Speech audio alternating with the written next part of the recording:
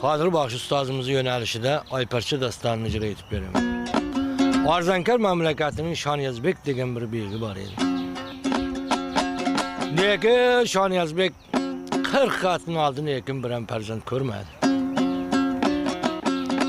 Kele kanı memlekette nime gap söz bolayaptı eken? Kalender kiyimini kiyip memlekette aralar. Şunda Şanyazbek şunda yakınlaşıp barıp kulak sasa Ayparça Torup apalarga qarab aytdi, agar meni Şanyazbekdek begim bo'lganda, Şanyazbekdek tören bo'lganda bir ulmana bir qistuvib berer edim dedi. Şanyazbek orqaga qarab qaytdi. Qaytib kelib taxtiga mindi, vazirlarini, ulamalarını, akabirlarini barini chaqirdi. Shu bugun Parmonqulduqqa sovchilikqa borasan. Ayparchani ko'ndirib kelasan dedi. Shunda qizlar qaradi, ko'p vaqtli kelayotganini ko'radi. Osmonda oy to'ldimi ekan, kun qiyomat bo'ldimi ekan?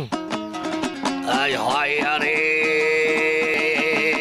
Xudoya, ay qora sochim, qorang endi ey tolitil, har toliq bersang jetmas dunyo mal.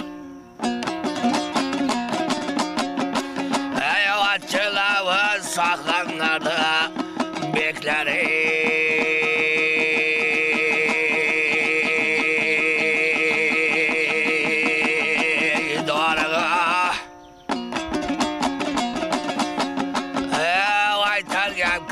bugün beklere kulak sayın. Ey açılağı saklandır beklere.